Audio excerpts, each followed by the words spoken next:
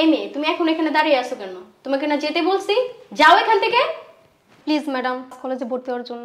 কলেজে ভর্তি নিব না, তুমি অন্য। আমার অনেক দিনের ইচ্ছা এই গার্লস কলেজে পড়াশোনা করে অনেক বড় হব। চেষ্টা করো, তোমাকে এই কলেজে ভর্তি করতে পারবো না। চেষ্টা করো, তোমাকে এই কলেজে ভর্তি নিতে পারবো না। ম্যাডাম, আমি অনেক কষ্ট করি, মানুষের বাসায় কাজ করে ম্যাট্রিক পাসটা করছি। করো, তাহলে তুমি নাইট কলেজে যাও, তোমার জন্য এই কলেজ। ম্যাডাম, আমি বাসা বাড়িতে কাজ করে কি হয়েছে? আপনাদের বেতন ঠিক মতো আমি ক্লিয়ার করে দেবো। 3-4 দিন আমি ক্লাস করব। তুমি তো ফকিনি, গরিব, তোমার এখানে পড়ার দরকার নাই তো। বলতেছে এখান থেকে যেতে তুমি চলে যাও। যদি প্রিন্সিপাল ম্যাডাম আসে, আমাকেও বের করবে, সাথে তোমাকেও বের করবে, তাও আবার পুলিশের হাতে তুলে দিবে। যাও। ম্যাডাম, পায়ে ধরছি। এই মেয়ে, যাও। ভর্তিটা নেন না ম্যাডাম। তোমাকে বলছি না এখান থেকে চলে যেতে? আমি কষ্ট করে হলেও আপনি বেতন ঠিক করে দিব। ঠিক আছে, আর তোমার মতন মেয়ে যদি আমাদের এই কলেজে ভর্তি হয়, আমাদের মান সম্মান সব ধুলে মিশে যাবে। বিষয় না তোমার। না ম্যাডাম, কোনো ব্যবস্থা হবে না, তুমি যাও। ম্যাডাম, আমি গরিব বলে কি বের হও না? আমার অনেক দিনের তোর স্বপ্ন জাস্ট এতটুকু, তুই বাসা বাড়িতে কাজ নিবি আরেকটা, ওরকম স্বপ্ন দেখবি। যা, বের হ, বের হ। ম্যাডাম, ফকিন্নি, কে ঢুকতে দেয় এগুলারে?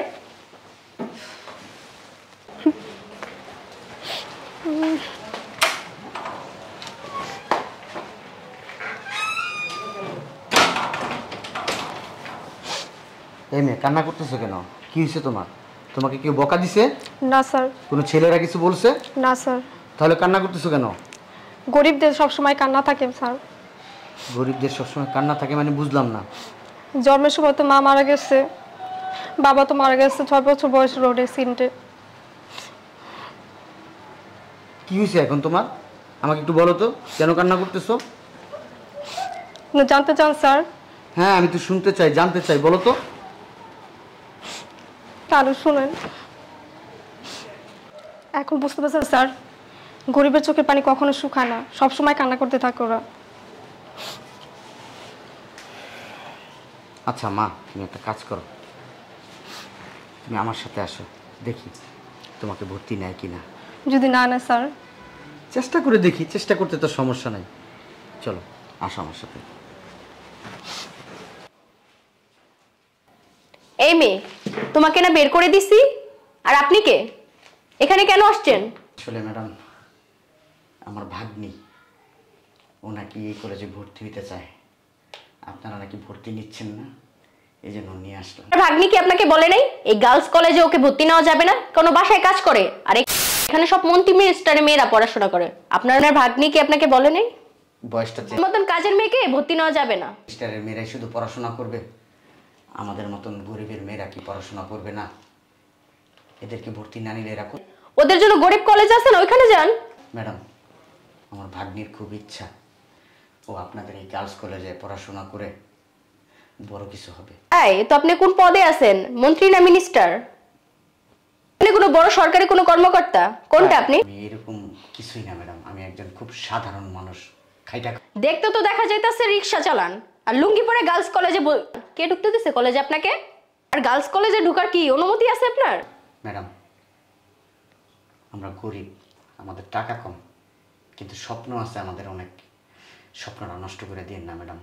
আমার ভাগ্নিটা চাই আপনাদের এই গার্লস কলেজে পড়াশোনা করবে। প্লিজ ম্যাডাম, প্লিজ একটু ব্যবস্থা করেন না ম্যাডাম। এখান থেকে নাকি আমি এসে ঘাট ধাক্কা দিয়ে বের করব?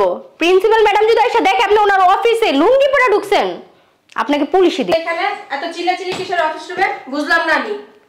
আর বললেন না ম্যাডাম, বাসা বাড়িতে মেয়েটা কাজ করে, আসছে আমাদের গার্লস কলেজে ভর্তি হইতে, বের করে দিছে একবার, আবার নিয়ে আসছে লুঙ্গি পরা লোকটারে। দারোয়ান কোথায়? দারোয়ান কেন ঢুকতে দিছে? আমি তো জানি না ম্যাডাম। কি জানেন আপনি? ম্যাডাম, আসসালামু আলাইকুম ম্যাডাম। ওই আমার ভাগ্নিটা না খুব কান্না করতেছে আপনাদের এই গার্লস কলেজে ভর্তি হওয়ার জন্য। ম্যাডাম, আপনার হাতে পায়ে ধরি, আমার ভাগ্নিটাকে না আপনার এই গার্লস কলেজে ভর্তি নেন। কি আপনার বাসার মোয়া পাইছেন? হ্যাঁ, আপনি আসলেন আর আপনার ভাগ্নের ভর্তি নিয়ে নিলাম। এখানে কারা পড়াশোনা করে জানেন? মন্ত্রী মিনিস্টারের মেয়েরা। তো আবার এটা বিএপি গার্লস কলেজ, এটা আপনার বাসা না।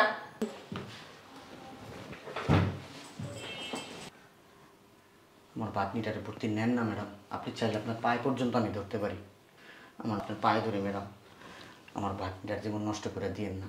আমার ভাগ্নি বাসা বাড়িতে কাজ করে, ও যদি বেতন না দিতে পারে ম্যাডাম, বেতন আমি দিব।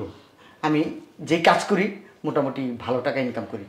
আপনারা বুঝতে পারছেন, মন্ত্রী মিনিস্টারের মেয়েরা যদি জানতে পারে, একটা কাজে জানতে পারে আপনার বাড়িতে একটা কাজের মেয়ে আমাদের কলেজে ভর্তিছে, বুঝতে পারতেছেন আমার অবস্থা কই গিয়ে দাঁড়াইবো? কোনো কাজের মেয়ে এই জায়গায় জায়গা নেই, এই কলেজে কোনো কাজের মেয়েকে ভর্তি নেওয়া হবে না, বেরোন এখান থেকে। গরিব বলে কি আমাদের কোনো স্বপ্ন নাই? আমরা কি স্বপ্ন দেখতে পারি না? আমাদের কি স্বপ্ন দেখা কি অন্যায়? একটা ভালো কলেজে আমাদের মেয়েরা কি পড়বে? এটা কি আমরাও তো চাই আমাদের ছেলেমেয়েরা পড়াশোনা করে মন্ত্রী হবে, মিনিস্টার হবে, জজ হবে, ব্যারিস্টার হবে। আমরা কি এই স্বপ্নটা দেখতে পারি না ম্যাডাম? কাট। আপনার মতো সময় আমার নেই, আপনি কি এখান থেকে যাবেন না আমি পুলিশ ডাক? আপনি চাইলে অনেক কিছু করতে পারেন। আপনি পুলিশ কেন, আপনি চাইলে আর্মিও ডাকতে পারেন, র্যাবও ডাকতে পারেন, আপনার সেই ক্ষমতা আছে ম্যাডাম। কিন্তু ম্যাডাম আমার ভাগ্নিকে যদি ভর্তি না নেন আমি এখান থেকে কোথাও যাব না। না আমি যাব না। তাহলে আঙ্গুটা বেঁকাইতেই হবে। আপনি যা খুশি তা করেন, আমার ভাগ্নিকে ভর্তি নিতেই হবে। এখনো সময় আছে, বলতেছি ভালো ভালো চলে যান। আমি যাব না, আমার ভাগ্নিকে ভর্তি নেন, আমি এখান থেকে চলে যাব। আমি কিন্তু থানায় ফোন দিছি, যাবেন না? না। হ্যালো, আসসালামু আলাইকুম। কি থানায় আছেন? একটু কষ্ট করে আমাদের গার্লস কলেজে আসতে পারবেন? জি ম্যাডাম, একটা লোক আইসা আমাদের কলেজের পরিবেশটি পুরো নষ্ট করে দিতেছে, একটু তাড়াতাড়ি আসলে ভালো হয়। হ্যাঁ, থ্যাংক ইউ ম্যাডাম। এখন বুঝবেন, পুলিশ আইসা যখন পিছনে ঠাস ঠাস করে বাইরেব না, তখন বাপ বাপ করে পলাইবেন এই কলেজ থেকে। তারপরেও আমার ভাগ্নিকে এই কলেজে ভর্তি না করে আমি যাব না ম্যাডাম। থানা থেকে যাও, বুঝাইব মজা। আসসালামু আলাইকুম ম্যাডাম। ওয়ালাইকুম আসসালাম। কি সমস্যা এখানে? সমস্যায় কি ম্যাডাম, এই যে এই লোকটা আসছে এক্ষণ যাবত আমাদের কলেজে এসে গ্যাঞ্জাম করতেছে, অনেক খারাপ খারাপ ব্যবহার করতেছে। এই লোকটা, স্যার এখানে? আসসালামু আলাইকুম স্যার। এই লুঙ্গি পরা ভ্যান চালক, রিক্সা চালককে আপনি স্যার বলতেছেন? উনি আমাদের থানার নতুন ওসি, আজকেই জয়েন করছে। দেখতে একটু দেখা যায় ছোট লোক, ফকিন্নি, রিক্সাওয়ালা, ভ্যানওয়ালা, কামলার বাচ্চা কামলা, বেরো। ভুলে গেছে, মাফ করে দেন। বসেন স্যার, আমরা বসে কথা বলি। আপনাকে একটা কথা বলি, পোশাক আশাক দেখা মানুষকে কখনো বিবেচনা করবেন না, আগে জানবেন শুনবেন, তারপরে তার উদ্দেশ্যে একটা কথা বলবেন। বুঝতে পারি, স্যার কি একটু বসেন, স্যারের জন্য চা বা কফি আনি? হবেন না ম্যাডাম, আমি যে একজন সরকারি লোক, আপনার সাথে কি দুর্ব্যবহার করছি? করি নাই। কেন করি নাই জানেন? আমার পারিবারিক শিক্ষা আছে। আমার বাবা একজন কৃষক ছিল, আমাকে খুব কষ্ট করে পড়াশোনা করাইছে, তারপরে নিজের যোগ্যতায় আজকে সরকারি চাকরিটা পাইছি। আমি চাইলে কিন্তু আমার যে ক্ষমতা আছে এই ক্ষমতা দিয়ে আপনার সাথে দুর্ব্যবহার করতে পারতাম, কিন্তু করি নাই। কেন জানেন? আমি দেখতে আসছি আপনারা গরিব ছাত্রছাত্রীদের সাথে কি আচরণটা করেন, কি ব্যবহার করেন। আপনাদের ভিতরে কি কোনো মায়া দয়া নাই? হ্যাঁ, টাকাটাই চিনছেন। আরে ভিআইপি কলেজ হচ্ছে কি হয়েছে? এখানে মন্ত্রী মিনিস্টারের মেয়েরা পড়াশোনা করে কি হয়েছে? কোনো আইনে কি লেখা আছে যে মন্ত্রী মিনিস্টারের মেয়েরা যেখানে পড়াশোনা করে ওইখানে গরিবের মেয়েরা পড়াশোনা করতে পারবে না? দেখাইতে পারবেন?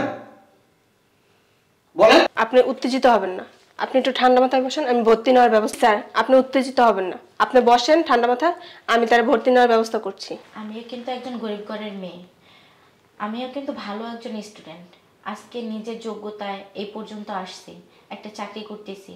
আর ওরা তো গরিব ঘরের মেয়ে, ওদেরকে যদি আপনারা সুযোগ করে না দেন তাহলে ওরা বড় হবে কিভাবে বলেন? ওরাও তো একদিন বড় হয়ে ওদের মতো বাচ্চাদের সুযোগ দেওয়া, যেন ওরা পড়াশোনা করে অনেক বড় হইতে পারে। এদের মতো বাচ্চাদেরকে যদি আপনারা সুযোগ না দেন না, এরা কোনোদিন বড় হতে পারবে না। আর এদেরকে যদি আপনি সুযোগ দেন, এরা একদিন আপনার মতো প্রিন্সিপাল হবে, আমাদের মতো সরকারি কর্মকর্তা হবে, জজ হবে, ব্যারিস্টার হবে। একদিন দেখবেন এরাই আমাদের দেশটা চালাবে, দেশটাকে এগিয়ে নিয়ে যাবে, বিশ্বের বুকে আমাদের এই দেশের নাম রাখবে। আর আপনারা যদি এই সুযোগটা না দেন, কোথায় যাবে এরা ম্যাডাম? হ্যাঁ, নিজের বিবেককে একটু প্রশ্ন করেন। বিবিকে বাধে না এদের সাথে খারাপ ব্যবহার করতে? হ্যাঁ, আজকে থেকে ম্যাডাম ওর সমস্ত দায়িত্ব আমি নিলাম, ওর সমস্ত খরচ আমি দিব, আপনার কলেজের যত খরচ আছে সব আমি দিব। তাও ম্যাডাম প্লিজ ওকে ভর্তি নেন। শুধু ও না, ওর মতো যত গরিব ছেলে মেয়ে আছে সবাইকে আপনারা ভর্তি নিয়ে সবার প্রতি আন্তরিকতা ভালোবাসা রাখেন ম্যাডাম, তাহলেই দেশটা আগায় যাবে, নাহলে এই দেশটা অনেক পিছিয়ে যাবে ম্যাডাম। যদি খারাপ ব্যবহার করে থাকি ম্যাডাম মাফ করবেন। করতেছেন আপনি হাত জোর করতেছেন, আমার এইভাবে লজ্জা দিয়েন না। দেখেন স্যার, আমার ভুল হয়ে গেছে, আমি এটা বুঝতে পারছি। এখন থেকে ও না, ওর মতো যত গরিব বাচ্চারা আছে সবাইকে আমার এই কলেজ, আমাকেও ক্ষমা করে দিবেন। ওর মতো যত গরিব মেয়েরা আছে আমার এই গার্লস কলেজে আমি পড়াশোনার সুযোগ করে দেব। এটা আমার দায়িত্ব, কর্তব্য। নেক্সট টাইম এরকম ভুল আর হবে। কথা শুনে অনেক ভালো লাগলো। ম্যাডাম শুধু আপনি না, আপনার পরিচিত আশেপাশে যত কলেজ আছে, যত ভার্সিটি আছে, মোটামুটি সবাইকে তো আপনি চিনেন। আপনি যদি আমাদের এই বার্তাটা আমাদের কাছে পৌঁছাই দেন, আসলে কৃতজ্ঞ থাকবো সারা জীবন। আপনার জন্য আমরা মন থেকে দোয়া করব। বসেন, একটু কফি খান। অনেক ধন্যবাদ ম্যাডাম, আজকে খাবো না ম্যাডাম, আরেকদিন আসবো। ওকে ভর্তি নেন, আরেকদিন যেদিন দেখতে আসবো ওকে সেদিন খাবো। অনেক ধন্যবাদ ম্যাডাম, আজকে চা কফি কিছুই খাবো না, আরেকদিন আসবো। আরেকদিন এসে দেখবো আমার মামুনিটা পড়াশোনা করতে আসছে, ওই দিন ওকে দেখতে আসে, ওই দিন চা কফি খাবো। কি বলেন ম্যাডাম? জি স্যার। তাহলে আজকে আসি ম্যাডাম। আসসালামু আলাইকুম। আসসালামু আলাইকুম ম্যাম। আসসালামু আলাইকুম। শোনো, তোমার যদি কিছু প্রয়োজন হয় আমাকে জানাবে, হ্যাঁ?